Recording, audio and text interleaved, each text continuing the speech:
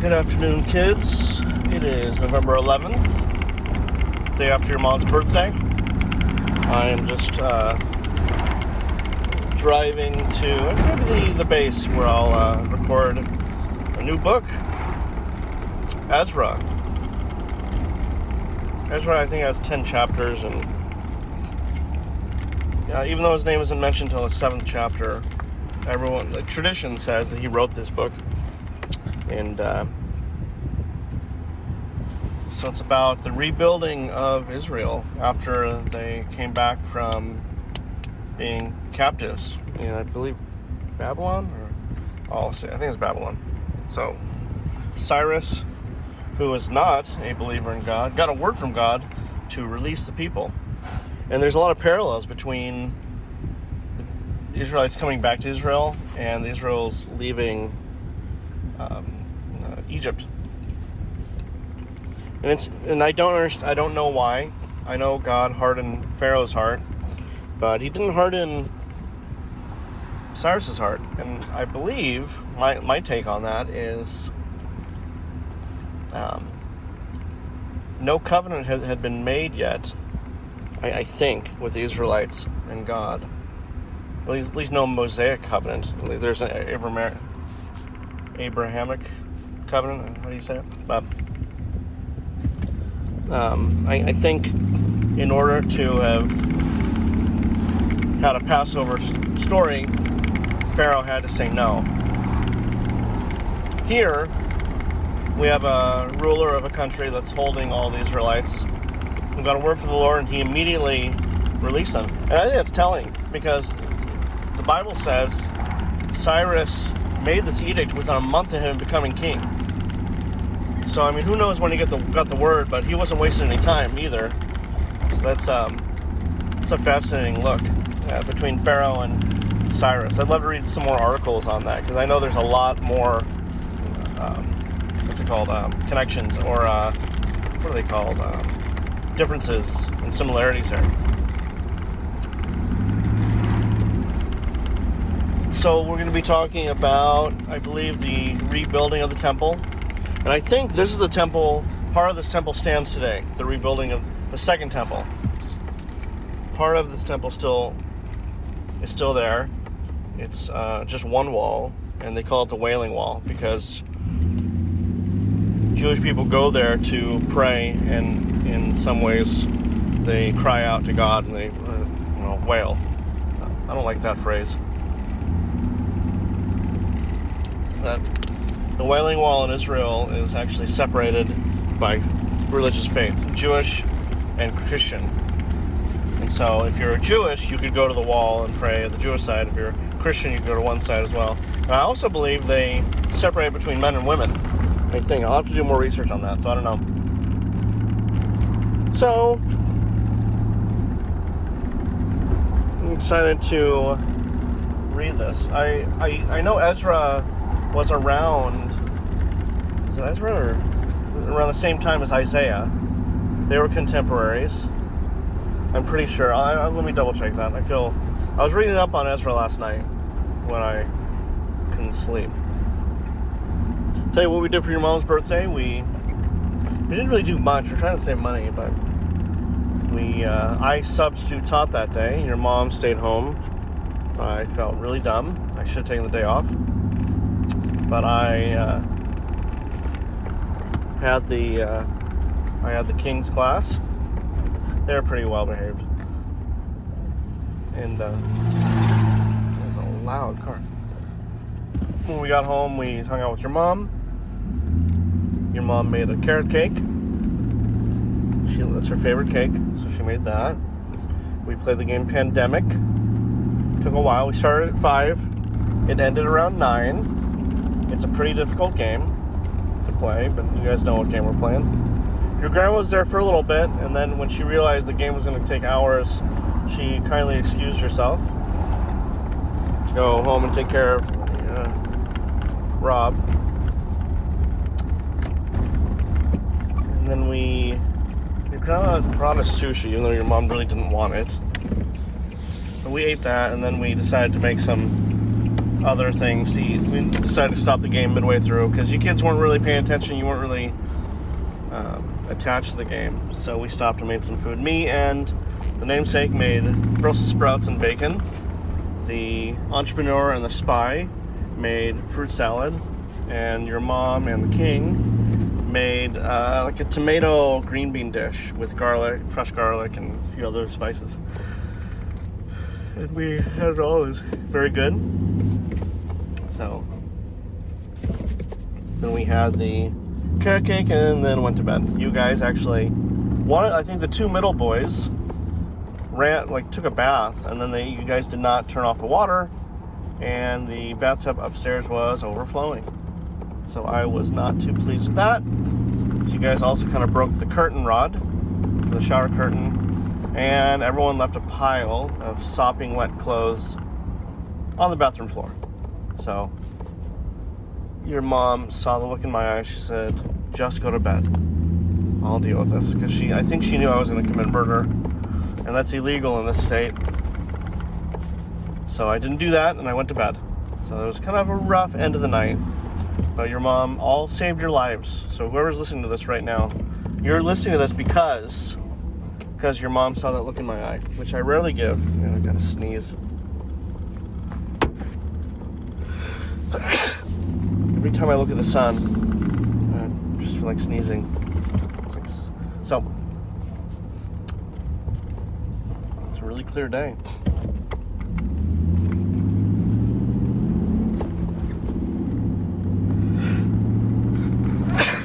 Sorry. It's like I'm not allergic to anything, but every time I look at the sun, it does something to my nose. I just sneeze a few times. I'm excited for Ezra. It's just something new. And we just spent the last 4 books.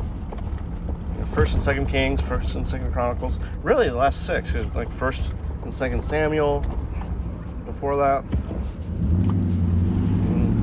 I wanted a kind of like a change, even though it's not much of a change.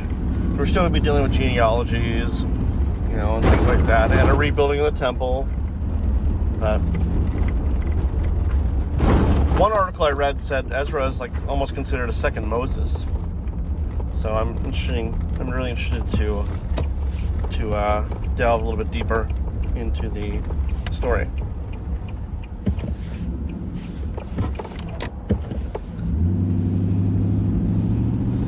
It's been a lot of construction, so I have to go a different way.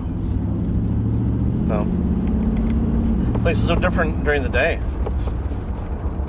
So the plan is, your tall grandpa is going to show up to our house at 4:30. Your mom and I are going to go get a couples massage at 5:30 in Oakland. There's this place that's actually really great. Oh, this place is closed? Ugh, going the wrong way. There's an opening. And then there's a seafood place in Oakland your mom wants to go to celebrate her birthday. 43, I'll tell you this. 43 looks amazing on your mom. So she's gorgeous. I wake up laughing all the time. Tricked one of the gorgeous ones into marrying me, so it's always nice. So that is a private street. Go all the way through. It does. I'm gonna use this street. What is that noise? Sorry, I'm going like a weird way because the way I usually go, it's stopped because they're doing a lot of construction here. I should take a ton of photos of this place now, because when you get to my age, it'll be like a time capsule.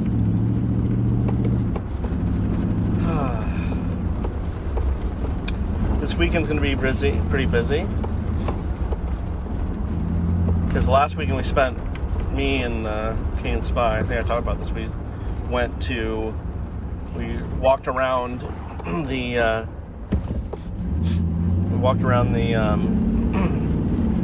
one part of our city, handing out flyers for collecting food for the food bank. So this Saturday we're going to do that again, but we're going to actually collect the food.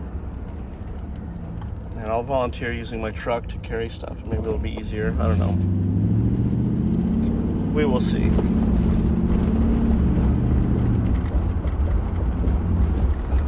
And also, 2 soccer games this weekend. Our namesake has a game at 8 a.m. on Sunday, and maybe 2:30 if they win that game. And our spy has a game, I think, at 2 or 1:30, or I don't know. His last game of the year.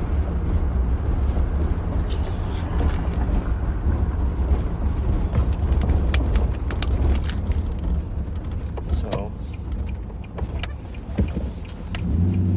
here we go. Finally, it must be so boring to listen to me talk.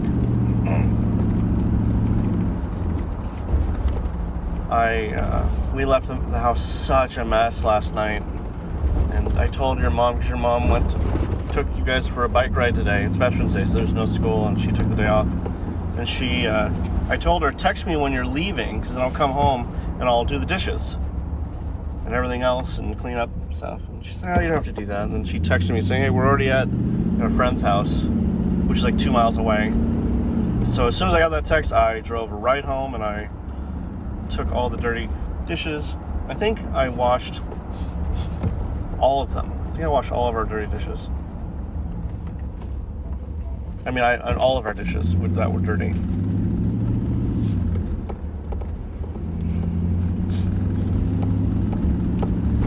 There we go.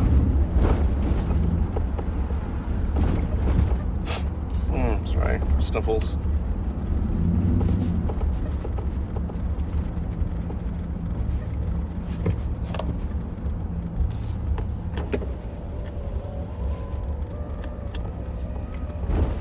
What's going on here? I'm going to park right here. And here we are.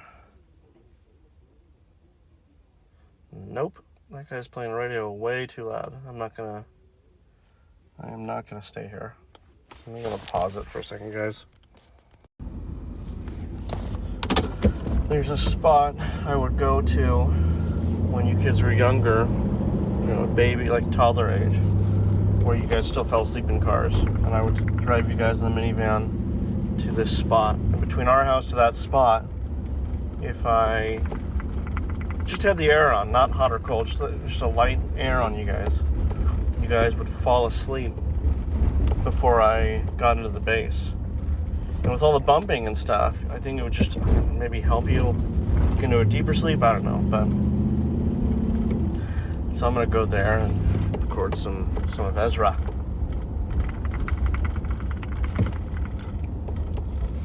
Oh well.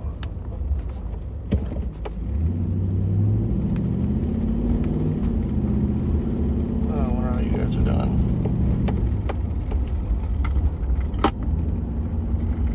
These errant noises are so annoying.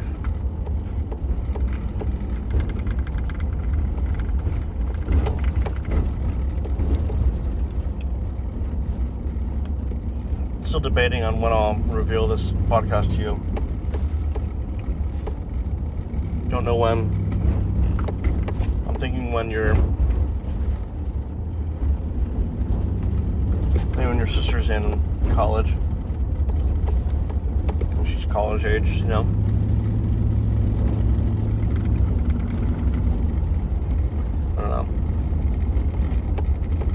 At the rate I'm going, I should have this done within a year and a half if I just keep up the pace.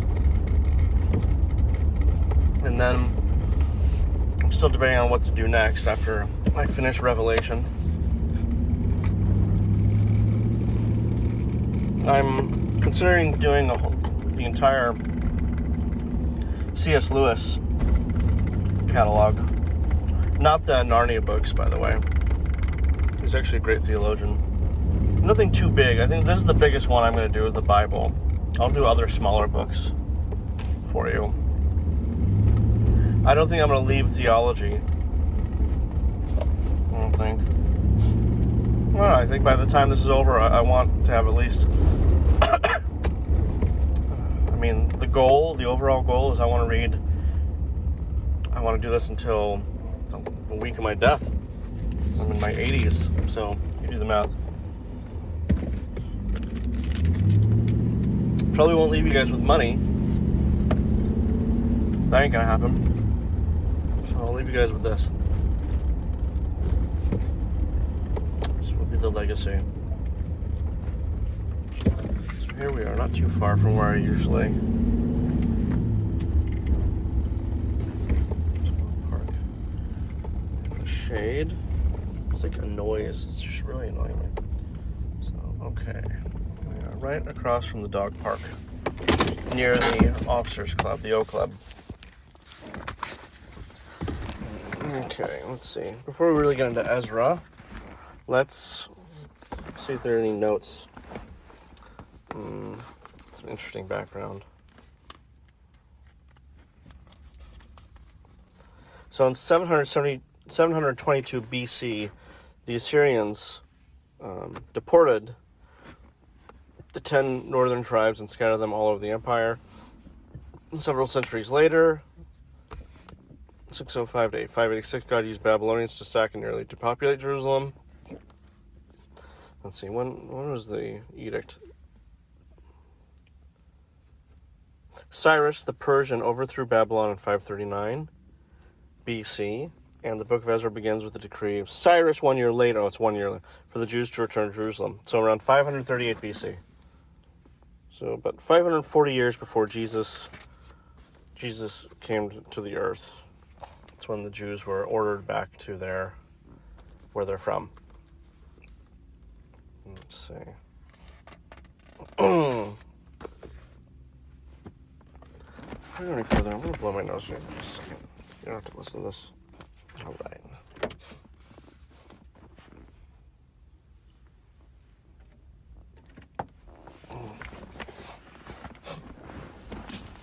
Here we go. Ezra, chapter 1. In the first year of Cyrus, king of Persia, that the word of the Lord by the mouth of Jeremiah might be fulfilled, the Lord stirred up the spirit of Cyrus, king of Persia, so that he made a proclamation throughout all his kingdom, and also put it in writing. Thus says Cyrus, king of Persia, the Lord, the God of heaven, has given me all the kingdoms of the earth, and he has charged me to build him a house at Jerusalem, which is in Judah.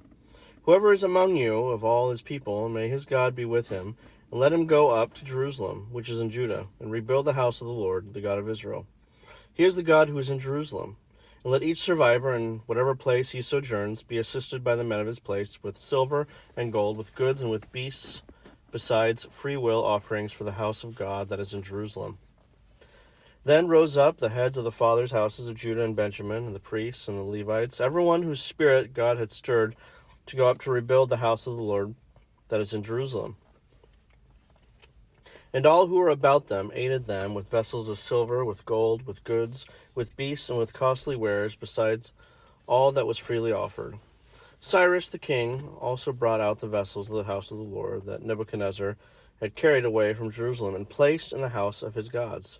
Cyrus king of Persia brought these out in the charge of Mithridath, the treasurer, who counted them out to Sheshbazzar, the prince of Judah. This was the number of them: 30 basins of gold, 1,000 basins of silver, 29 censers, and 30 bowls of gold, 410 bowls of silver, and 1,000 other vessels. All the vessels of gold and silver were 5,400. All these did Sheshbazzar bring up when the exiles were brought up from Babylonia to Jerusalem. Chapter 2. Oh, here we go. Got some genealogies. Now these were the people of the province who came up out of the captivity of those exiles whom Nebuchadnezzar, the king of Babylon, had carried captive to Babylonia. They returned to Jerusalem and Judah, each to his own town. They came with Zerubbabel, Jeshua, Nehemiah, Sariah, Reliah, Mordecai, Bilshan, Mizpar, Bigvai, Rehum, Banah. The number of the men of the people of Israel, the sons of Parash, 2,172. The sons of Shephatiah, 372. The sons of Arah, 775. The sons of Pathamohob, namely the sons of Jeshua and Joab, 2,812. The sons of Elam, 1,254. The sons of Zatu, 945. The sons of Zakai, 760. The sons of Benai, 642. The sons of Babai, 623. The sons of Azgad, 1,222. The sons of Adonicum, 666. Sons of Bigvai, 2,056. The sons of Adin, 554. The sons of Ater, namely of Hezekiah, 98. The sons of Bazai, 323. The sons of Jorah, 112. The sons of Hashum, 223. The sons of Gabar, 95. The sons of Bethlehem, 123. The men of Netopha, 56. The men of Anathoth, 128. The sons of Asmaveth, 42. The sons of Kiriath Arim, Shephirah, and Bera, 743. The sons of Ramon, Geba, 621. The men of Michmas, 122. The men of Bethel and Ai, 223. The sons of Nebo, 52. The sons of Magbish, 156. The sons of the other Elam, 1,254. The sons of Harim, 320. The sons of Lod, Hadid, and Ono, 725. The sons of Jericho, 345. The sons of Sanah, 3,630. The priests. The sons of Jediah, the house of Jeshua, 973. The sons of Immer, 1,052. The sons of Pashur, 1,247. The sons of Harim, 1,017. The Levites. The sons of Jeshua and Kadmiel. The sons of Hodaviah, 74. The singers. The sons of Asaph, 128. The sons of the gatekeepers. The sons of Shalom. The sons of Adar. The sons of Talmon. The sons of Akub. The sons of Hattatita. The sons of Shobai, in all 139. The temple servants, the sons of Ziha, the sons of Hasupha, the sons of Tabaoth, the sons of Kiros, the sons of Sia, the sons of Padan, the sons of Lebanah, the sons of Hagabah, the sons of Akub, the sons of Hagab, the sons of Shamali, the sons of Hinan, the sons of Gedel, the sons of Gehar, the sons of Riah, the sons of Rezin, the sons of Nakoda, the sons of Gazam, the sons of Uzzah, the sons of Paseah, the sons of Besai, the sons of Asna, the sons of Meonim, the sons of Nephizim, the sons of Bakbuk, the sons of Hakupha, the sons of Harhum, the sons of Basluth, the sons of Mahida, and the sons of Harsha, the sons of Barkos, the sons of Sisera, the sons of Tema, the sons of Naziah, and the sons of Hadaphah. The sons of Solomon's servants, the sons of Sotai, the sons of Hassophreth, the sons of Peruda, the sons of Jala, the sons of Darkun, the sons of Gedel, the sons of Shephatiah, the sons of Hatil, the sons of Pokereth Hazabaim, the sons of Ami. All the temple servants and the sons of Solomon's servants were 392. The following were those who came up from Tel Melah: Tel Harsha, Cherub, Edan, Immer, though they could not prove their fathers' houses or their descent, whether they belonged to Israel. The sons of Deliah, the sons of Tobiah, the sons of Nakoda, 652. Also of the sons of the priests, the sons of Habiah, the sons of Hakaz, the sons of Barzillai, who had taken a wife from the daughters of Barzillai the Gileadite, and was called by their name. These sought their registration among those enrolled in the genealogies, but they were not found there, and so they were excluded from the priesthood as unclean. The governor told them that they were not to partake of the most holy food until there should be a priest to consult. Urim and Thummim, they're supposed to consult Urim and Thummim. The whole assembly together was 42,360, besides their male and female servants, of whom there were 7,337. They had 200 male and female singers. Their horses were 736, their mules were 245, their camels were 435, and their donkeys were 6,720. Some of the heads of the family, when they came to the house of the Lord that is in Jerusalem, made freewill offerings for the house of God to erect it on its site. According to their ability, they gave to the treasury of the work 61,000 derricks of gold, and 5,000 minas of silver, and 100 priests' garments. Now the priests, the Levites, some of the people, the singers, the gatekeepers, and the temple servants lived in their towns, and all the rest of Israel in their towns. Chapter 3. When the 7th month came, and the children of Israel were in the towns, the people gathered as one man to Jerusalem. Then arose Jeshua the son of Jozadak with his fellow priests, and Zerubbabel the son of Shealtiel with his kinsmen, and they built the altar of the God of Israel, to offer burnt offerings on it, as it is written in the law of Moses, the man of God. They set the altar in its place, for fear was on them because of the peoples of the lands, and they offered burnt offerings on it to the Lord, burnt offerings morning and evening. And they kept the Feast of Booths, as it is written, and offered the daily burnt offerings by number according to the rule, as each day required. And after that, the regular burnt offerings, the offerings at the new moon, and at all the appointed feasts of the Lord, and the offerings of everyone who made a freewill offering to the Lord. From the first day of the 7th month, they began to offer burnt offerings to the Lord, but the foundation of the temple of the Lord was not yet laid. So they gave money to the masons and the carpenters, and food, drink, and oil to the Sidonians and the Tyrians, to bring cedar trees from Lebanon to the sea, to Joppa, according to the grant that they had from Cyrus, king of Persia. Now in the 2nd year after their coming to the house of God at Jerusalem, in the 2nd month, Zerubbabel, the son of Shealtiel, and Jeshua, the son of Jozadak, made a beginning, together with the rest of their kinsmen, the priests and the Levites, and all who had come to Jerusalem from the captivity. They appointed the Levites from 20 years old and upward to supervise the work of the house of the Lord. And Jeshua with his sons and his brothers, and Kadmiel and his sons, the sons of Judah, together supervised the workmen in the house of God, along with the sons of Henadad and the Levites, their sons and brothers. And when the builders laid the foundation of the temple of the Lord, the priests in their vestments came forward with trumpets, and the Levites, the sons of Asaph, with cymbals to praise the Lord, according to the directions of David, king of Israel. And they sang responsively, praising and giving thanks to the Lord. For he is good, for his steadfast love endures forever toward Israel.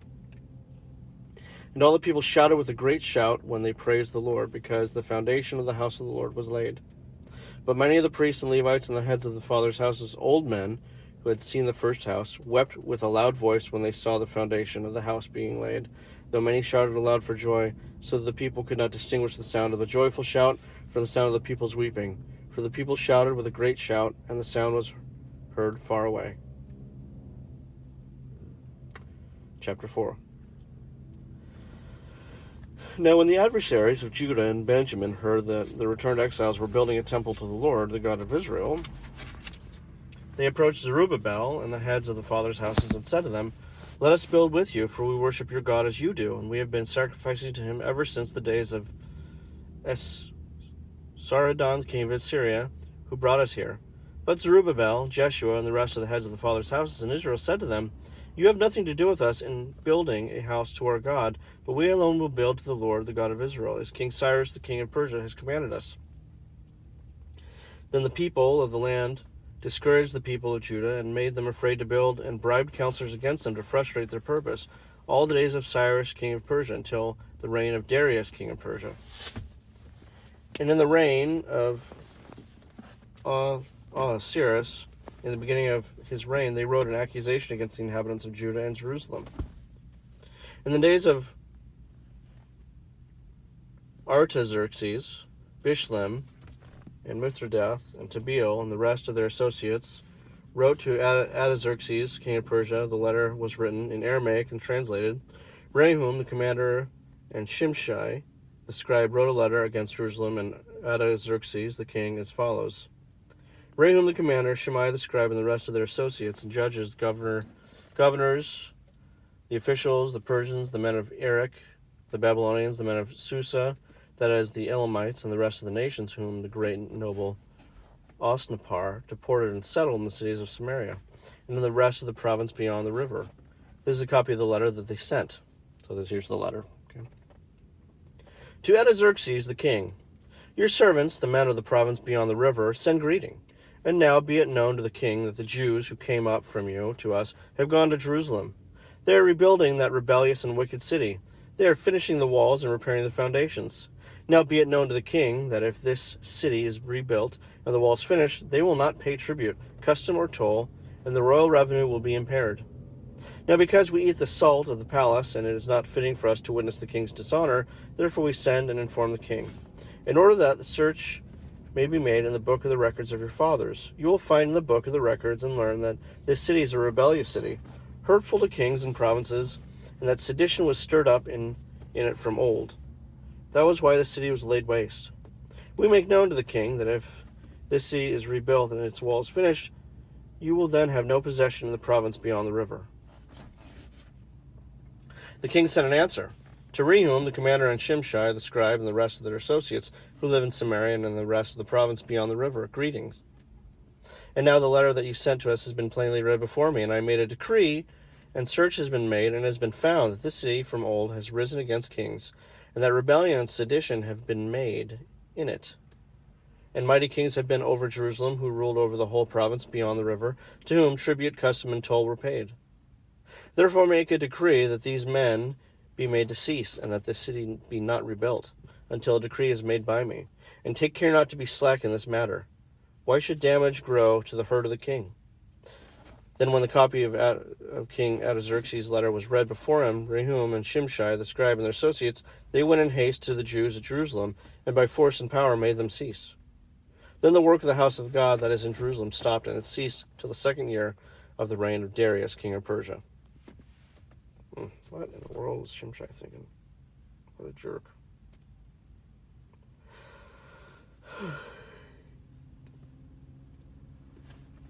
What is Mithridath? This worm. What a jerk. All right. Chapter 5. Now the prophets Haggai and Zechariah, the sons of Edu, prophesied to the Jews who were in Judah and Jerusalem in the name of the God of Israel who was over them. Then Zerubbabel, the son of Shealtiel, and Jeshua, the son of Jozadak, arose and began to rebuild the house of God that is in Jerusalem, and the prophets of God were with them, supporting them.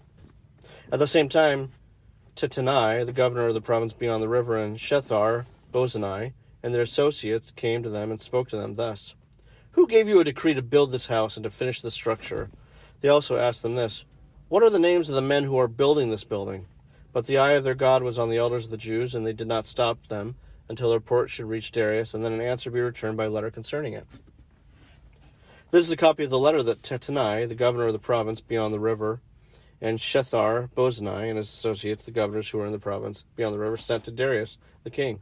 They sent him a report in which it was written as follows: "To Darius the king, all peace. Be it known to the king that we went to the province of Judah, to the house of the great God. It is being built with huge stones, and timber is laid in the walls. This work goes on diligently and prospers in their hands. Then we asked those elders and spoke to them thus: Who gave you a decree to build this house and to finish the structure? We also asked them their names for your information, that we might write down the names of their leaders. And this was their reply to us: We are the servants of God of heaven and earth, and we are rebuilding the house that was built many years ago, which a great king of Israel built and finished. But because our fathers had angered the God of heaven, he gave them into the hand of Nebuchadnezzar, king of Babylon, the Chaldean, who destroyed his house and carried away the people to Babylonia. However, in the 1st year of Cyrus, king of Babylon, Cyrus the king made a decree that this house of God should be rebuilt. And the gold and silver vessels of the house of God, which Nebuchadnezzar had taken out of the temple that was in Jerusalem and brought into the temple of Babylon, these Cyrus the king took out of the temple of Babylon, and they were delivered to one whose name was Sheshbazzar, whom he made governor. And he said to him, Take these vessels, go and put them in the temple that is in Jerusalem, and let the house of God be rebuilt on its site. Then this Sheshbazzar came and laid the foundations of the house of God that is in Jerusalem, and from that time until now it has been in the building, and it is not yet finished. Therefore, if it seems good to the king, let search be made in the royal archives there in Babylon, to see whether a decree was issued by Cyrus the king for the rebuilding of this house of God in Jerusalem, and let the king send us his pleasure in this matter."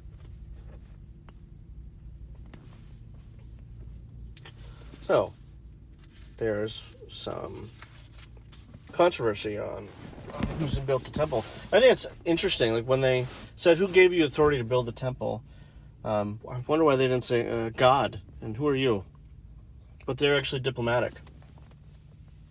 There's a lot of times when you get older, you could easily just destroy someone with words and just ruin their day.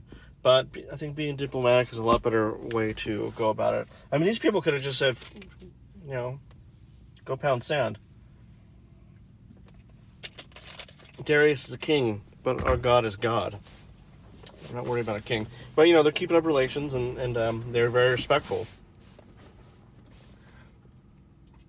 Chapter 6. I'll just keep going. I think I'll just finish Ezra. It's actually a pretty short book, so we'll see. Then Darius the king made a decree, and search was made in Babylonia in the house of the archives where the documents were stored. And in Ecbatana, the citadel that is in the province of Media, a scroll was found in which this was written. A record. In the first year of Cyrus the king issued a decree. Concerning the house of God at Jerusalem, let the house be rebuilt.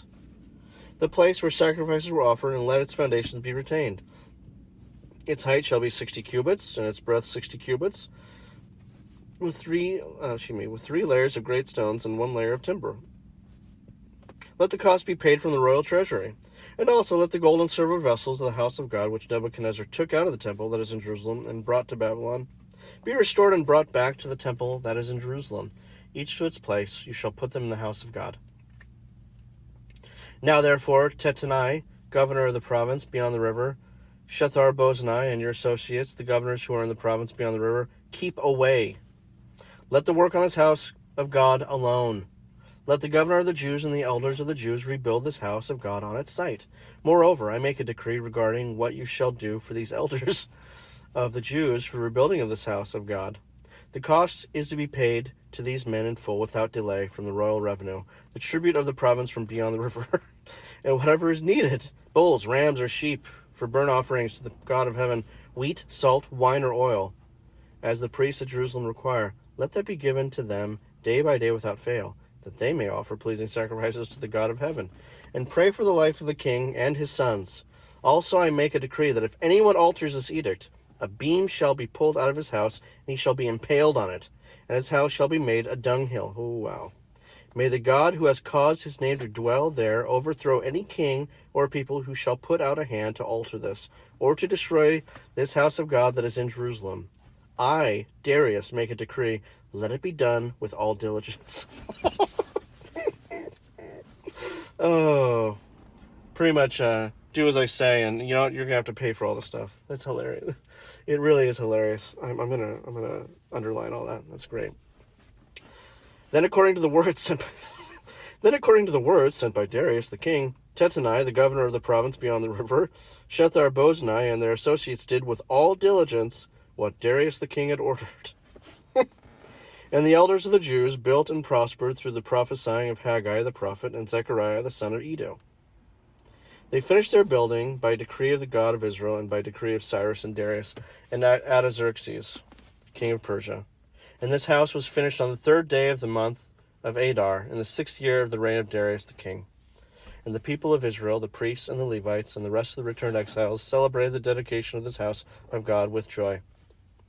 They offered at the dedication of this house of God 100 bulls, 200 rams, 400 lambs, and as a sin offering for all Israel, 12 male goats, according to the number of the tribes of Israel.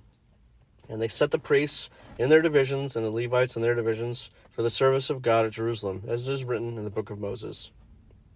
On the 14th day of the 1st month, the returned exiles kept the Passover. For the priests and the Levites had purified themselves together. All of them were clean, so they slaughtered the Passover lamb for all the returned exiles, for their fellow priests, and for themselves. It was eaten by the people of Israel who had returned from exile, and also by every one who had joined them and separated himself from the uncleanness of the peoples of the land to worship the Lord, the God of Israel.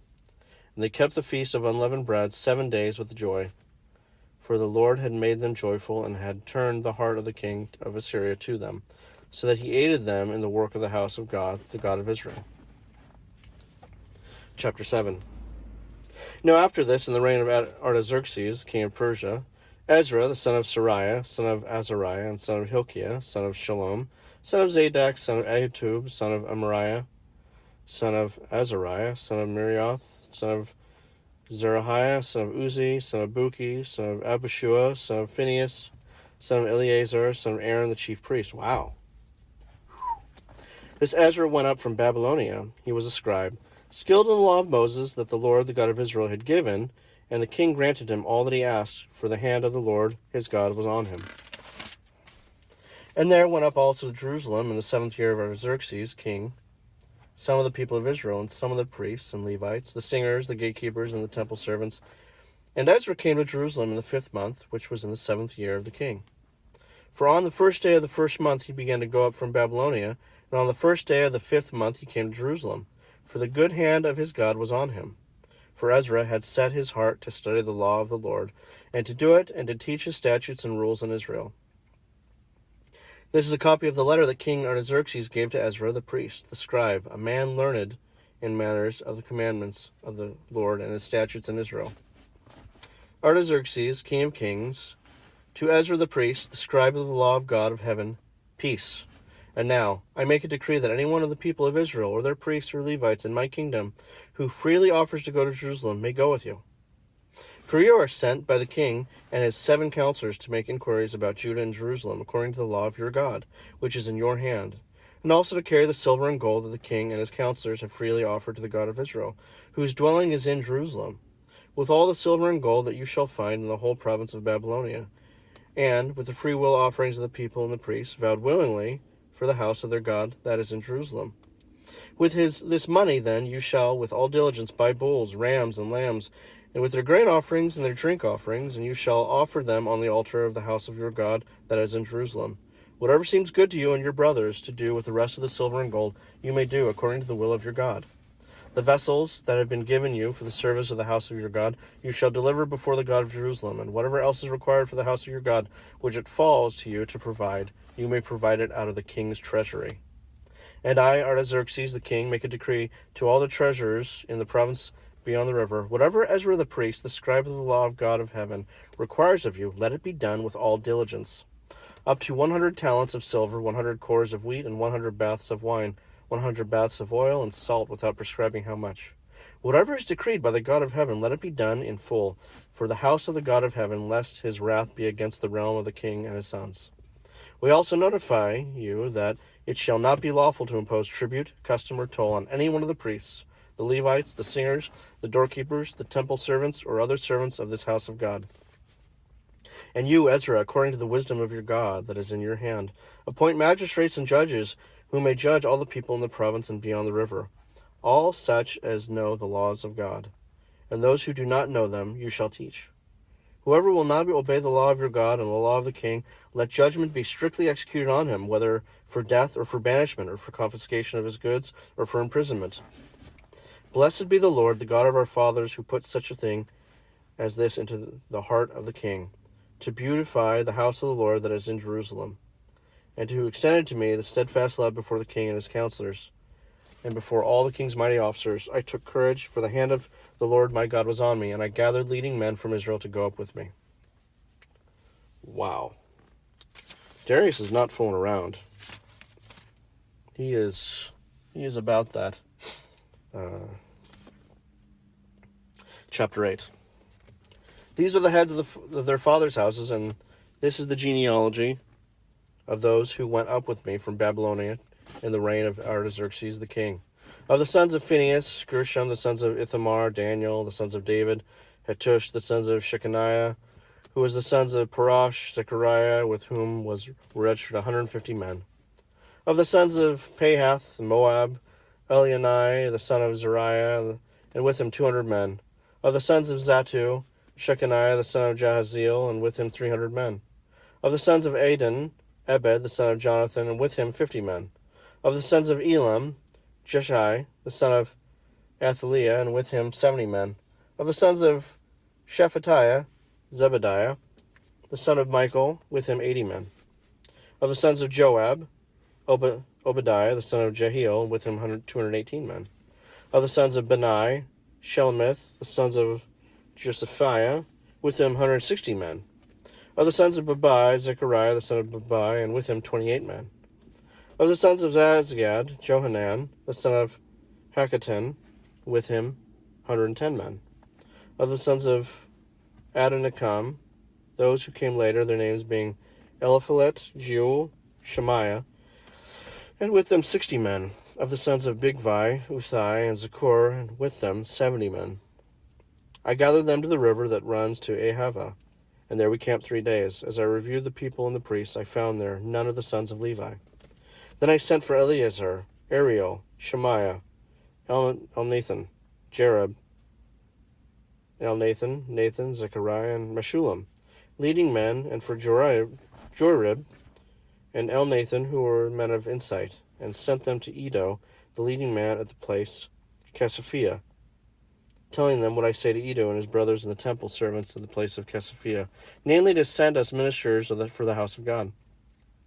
And by the good hand of our God on us, they brought us a man of discretion, the sons of Mali, the son of Levi, the son of Israel, namely Sherebiah, with his sons and kinsmen.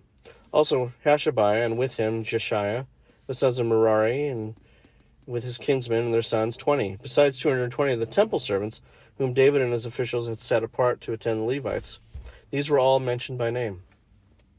Then I proclaimed a fast there at the river Ahava, that we might humble ourselves before our God, to seek from him a safe journey for ourselves, our children, and all our goods. For I was ashamed to ask the king for a band of soldiers and horsemen to protect us against the enemy on our way, since we had told the king, the hand of our God is for good on all who seek him, and the power of his wrath is against all who forsake him. So we fasted and implored of our God for this, and he listened to our entreaty. Then I set apart 12 of the leading priests, Sherebiah, Hashabiah, and the 10 of their kinsmen with them. And I weighed out to them the silver and gold and the vessels and the offering for the house of our God, that the king and his counselors and his lords and all Israel there present had offered. I weighed out into their hands 650 talents of silver and silver vessels worth 200 talents, and 100 talents of gold, 20 bowls of gold worth 1,000 derricks, and 2 vessels of bright bronze as precious as gold. And I said to them, You are holy to the Lord, and the vessels are holy, and the silver and the gold are a freewill offering to the Lord, the God of your fathers. Guard them and keep them until you weigh them before the chief priests and the Levites and the heads of the fathers' houses in Israel, at Jerusalem, within the chambers of the house of the Lord. So the priests and the Levites took over the weight of the silver and gold and the vessels to bring them to Jerusalem, to the house of our God. Then we departed from the river Ahava on the 12th day of the first month to go to Jerusalem. The hand of our God was on us, and he delivered us from the hand of the enemy and from ambushes by the way. We came to Jerusalem, and there we remained 3 days. On the 4th day, within the house of our God, the silver and the gold and the vessels were weighed into the hand of Meremoth the priest, son of Uriah, and with him was Eleazar the son of Phinehas.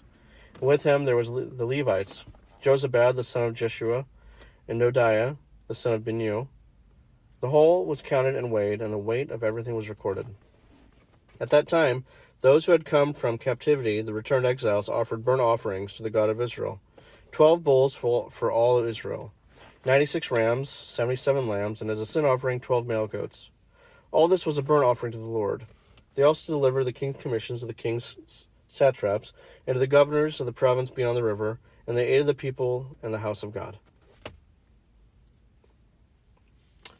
Chapter 9.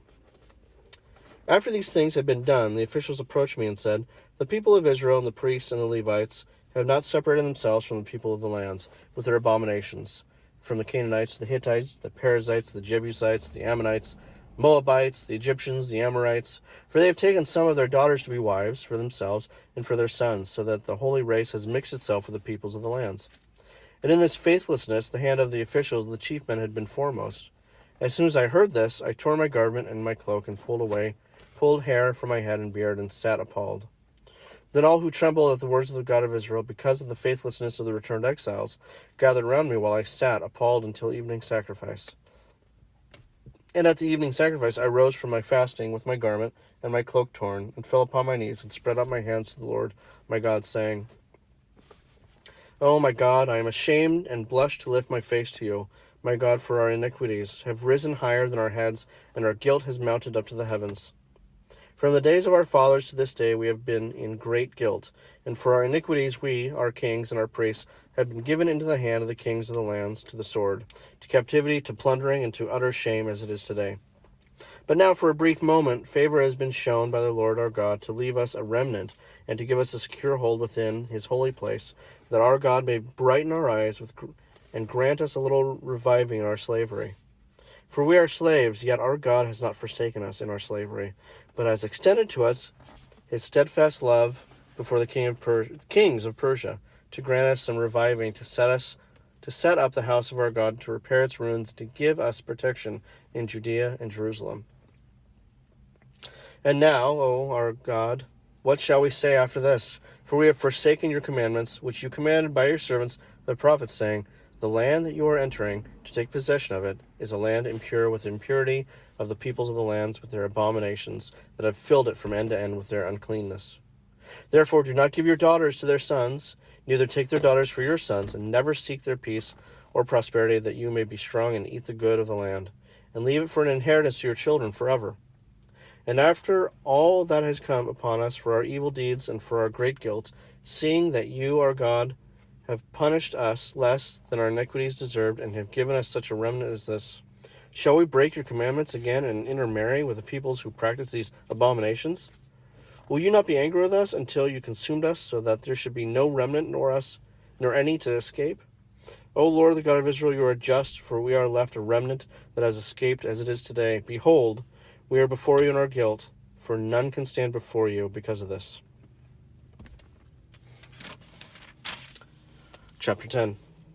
While Ezra prayed and made confession, weeping and casting himself down before the house of God, a very great assembly of men, women, and children gathered to him out of Israel. For the people wept bitterly. And Shechaniah the son of Jehiel and the sons of Elam addressed Ezra. We have broken faith with our God and have married foreign women from the peoples of the land. But even now there is hope for Israel in spite of this.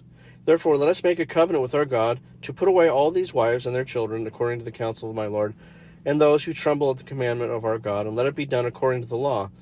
Arise, for it is your task, and we are with you. Be strong and do it. Then Ezra arose and made the leading priests and the Levites and all Israel take an oath that they would do as had been said, so they took the oath. Then Ezra withdrew from before the house of God, and went to the chamber of Jehonan, the son of Eliashib, where he spent the night, neither eating bread nor drinking water, for he was mourning over the faithlessness of the exiles. And a proclamation was made throughout Judah and Jerusalem to all the returned exiles that they should assemble at Jerusalem, and that if anyone did not come within 3 days by order of the officials and the elders of all the property, all his property should be forfeited, and he himself banned from the congregation of the exiles. Then all the men of Judah and Benjamin assembled at Jerusalem within 3 days. It was the 9th month, on the 20th day of the month. And all the people, there's so much comedy in this entire book. Either get here in 3 days, or you're no longer a part of us, and we take your stuff. So everybody showed up. It was the 9th month, on the 20th day of the month, and all the people sat in the open square before the house of God, trembling because of this matter and because of the heavy rain. And Ezra, priest, stood up and said to them, You have broken faith and married foreign women, and so increased the guilt of Israel. Now then, make confession to the Lord, the God of your fathers, and do his will. Separate yourselves from the peoples of the land and from the foreign wives. Then all the assembly answered with a loud voice, It is so, we must do as you have said. But the people are many, and it is time for a heavy rain. We cannot stand in the open, nor is this a task for 1 day or for 2, for we have greatly transgressed in this matter. Let our officials stand for the whole assembly. Let all in our cities who have taken foreign wives come at appointed times, and with them the elders and judges of every city, until the fierce wrath of our God over the matter is turned away from us. Only Jonathan the son of Asahel and Jehaziah the son of Tikvah opposed this, and Meshullam and Shabbathiah the Levites supported them. Then the returned exiles did so. Ezra the priest selected men, heads of fathers' houses, according to their fathers' houses, each of them designated by name. On the first day of the 10th month they sat down to examine the matter, and by the first day of the first month they had come to the end of all the men who had married foreign women. Now there were found some of the sons of the priests who had married foreign women, Messiah, Eleazar, Jereb, and Gedaliah, some of the sons of Jeshua, son of Jozadak, and his brothers. They pledged themselves to put away their wives, and their guilt offerings was a ram of the flock for their guilt. The sons of Immer, Hananiah, Zebediah, the sons of Hiram, Messiah, Elijah, Shemaiah, Jeiel, Uzziah, sons of Pashur, Elionai, Messiah, Ishmael, Nethanel, Jozabad, and Elisah. Of the Levites, Jozabad, Shimei, Kaliah, that is Kalita, Pethahiah, Judah, and Eleazar. Of the singers, Eliashib. Of the gatekeepers, Shallum, Telem, and Uri. And of Israel, the sons of Parash, Ramiah, Izziah, Malchijah, Mijamin, Eleazar, Hashabiah, and Benaiah. The sons of Elam, Mattaniah, Zechariah, Jehiel, Abdi, Jeremoth, and Elijah. Of the sons of Zatu, Elianai, Eliashib, Mattaniah, Jeremoth, Zabad, and Aziza. Of the sons of Babai were Jehanan, Jehohanan, Hananiah, Zabai, and Athali. Of the sons of Benai were Meshullam, Malek, Adiah, Jashub, Sheel, and Jeremoth. Of the sons of Pahath Moab, Adnah, Chalal, Benaiah, Messiah, Mattaniah, Bezalel, Binu, and Manasseh. Of the sons of Harim, Eleazar, Ishijah, Malchijah, Shemaiah, Shemun, Benjamin, Malach, and Shemaiah. Of the sons of Hashum, Mattaniah, Bettatah, Zabad, Eliaphilet, Jeremiah, Manasseh, and Shimei. Of the sons of Bani, Madai, Aram, Yoel, Benaiah, Bediah, Shelahi, Benaiah, Meremoth, Eliashib, Mattaniah, Jasu. Of the sons of Benu, Shimei, Shelemiah, Nathan, Adiah, Mechanademai, Shashai, Sharai, Azarel, Shelemiah, Shemariah, Shalom, Amariah, and Joseph. Of the sons of Nebu, Jeel, Mattathiah, Zabad, Zebaniah, Jada, Joel, and Benaiah. All these had married foreign women, and some of the women had even born children. So I want to look into, let's see.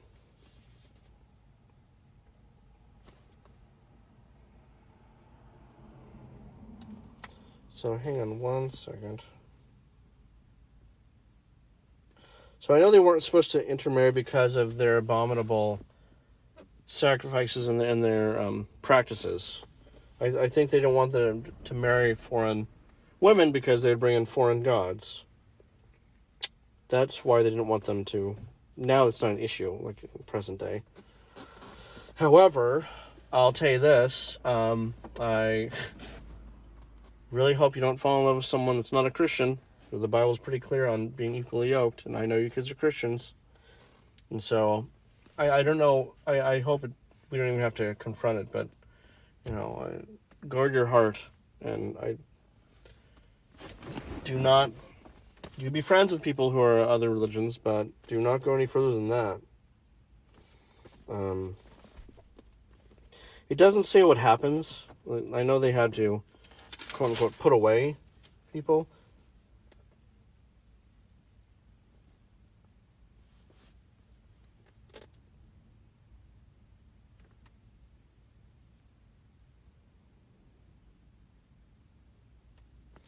So it doesn't really say what happened to the people that were put away. I guess a divorce happened. I don't know. Jesus does talk about divorce in the Old Testament. He does say, we allowed you guys to divorce because you guys had hardened hearts. So I think it was easier to get divorced then than now. Now it's different. So I'm just gonna head home. Go to the office. So there's a lot to unpack there. One of the things that's so interesting is why Artaxerxes, Cyrus, and Darius were so compelled to do whatever God wanted for the Israelites. And I want to believe that I bet there were people who studied history and told the Persian kings, listen, Pharaoh got just destroyed, and there's a ton of things that happened to that guy may not like. I'm kind of thinking their history books mention Pharaoh and the God of Israel, and I don't think any of the Persian kings wanted to deal with that.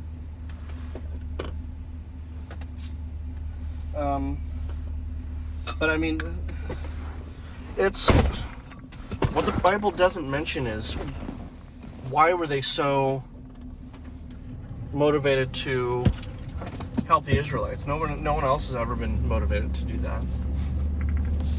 I'd love to know more. I know God was told. They were informed by God, but I don't know how. It doesn't really say. Well, maybe I'll do a little bit more research on that. As for the other stuff, Ezra shows up on the scene, and he's like the great-great-great-great-great-great-great-great-grandson of Aaron, the first chief priest. So, you know, he's a Levite. He's part of the Levitical priesthood. What else is he? He's very well respected. His father is Edo, I believe. And Edo's mentioned later. Edo's mentioned as he's still there.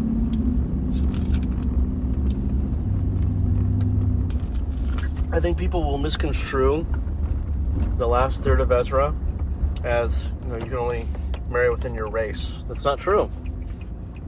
Nothing to do with race. It's poignant today. It has everything to do with faith. And kids, I would submit to you,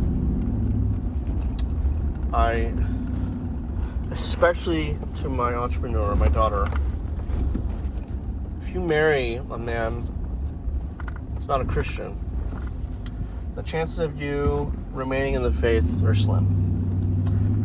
And there are studies that talk about this. Just usually if there's a man in the house who's married, a husband and wife,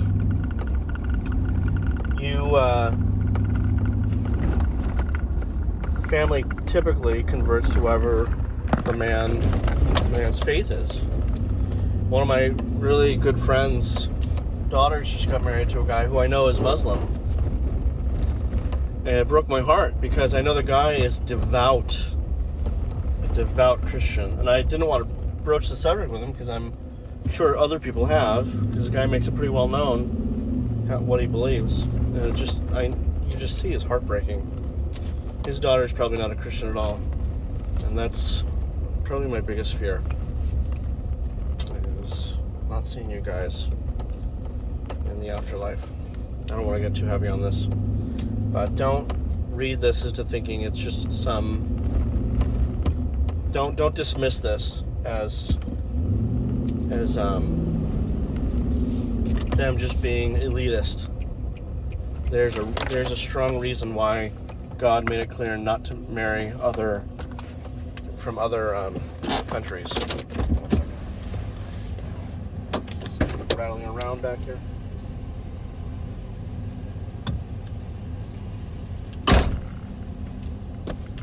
Also, we're dealing with the Middle East. Everyone kind of looks the same here.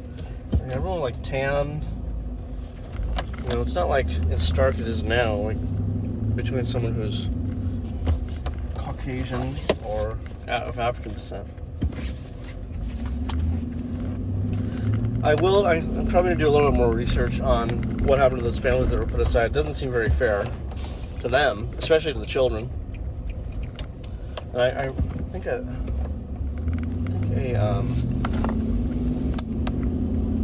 pastor did touch on this, so I don't know what they said. But, I've been talking for an hour. My mouth is dry. I'm just drinking some really warm soda. I'm gonna go back to the office, do a little bit more work, and then that will be that. I'm gonna come home a little bit early, check my bees. They look pretty busy today, so maybe I'll do it on the weekend. Anyways, I love you all. Sorry to rant. I'm kind of glad I finished all of Ezra, though. That feels good. Although I don't like rushing through stuff because I think that misses the point of this whole endeavor. But it's good to make progress. I'll tell you that. So, anyways, I love you all. I think we're going to use the song "Deliver Us" from Prince of Egypt as the intro, and I don't know what I'm going to do for the outro. We'll see. We'll figure it out. The last so many podcasts, I use S.M. Lockridge's sermon called King of Kings, which was edited. It's parsed down.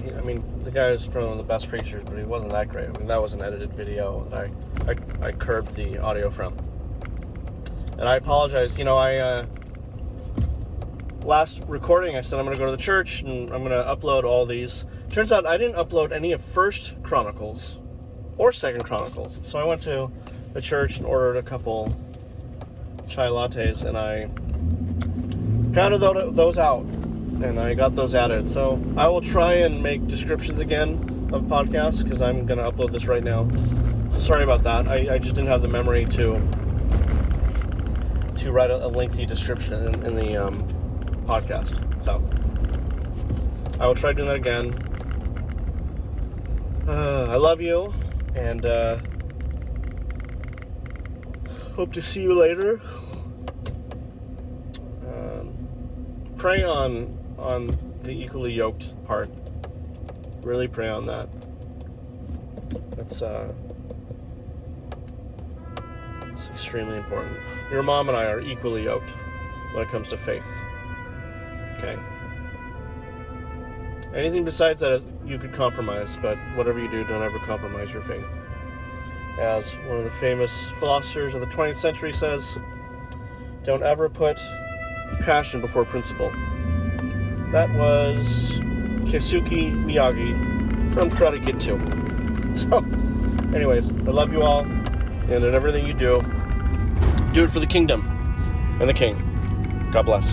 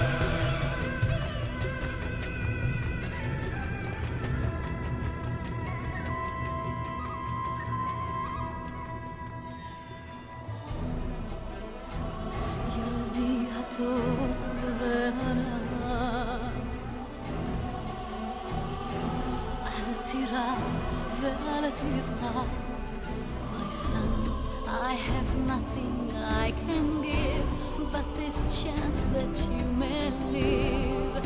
I pray we'll meet again if he will deliver us. Hear our prayer, deliver us from this very years of slavery. Road to stand. Deliver us. There's a land you promised us. Deliver us out of bondage. Deliver us to the cross.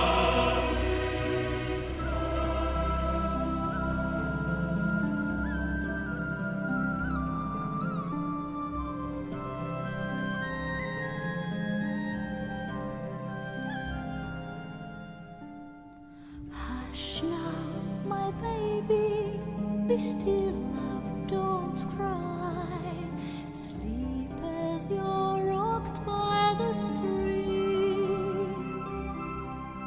Sleep and remember my last lullaby. So I'll be with you when you dream.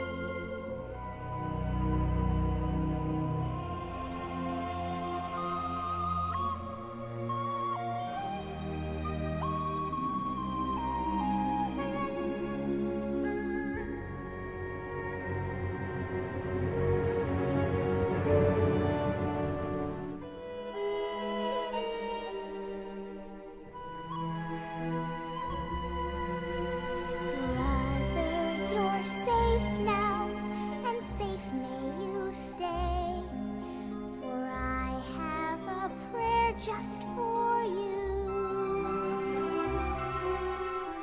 Grow, baby brother, come back someday. Come and deliver us too.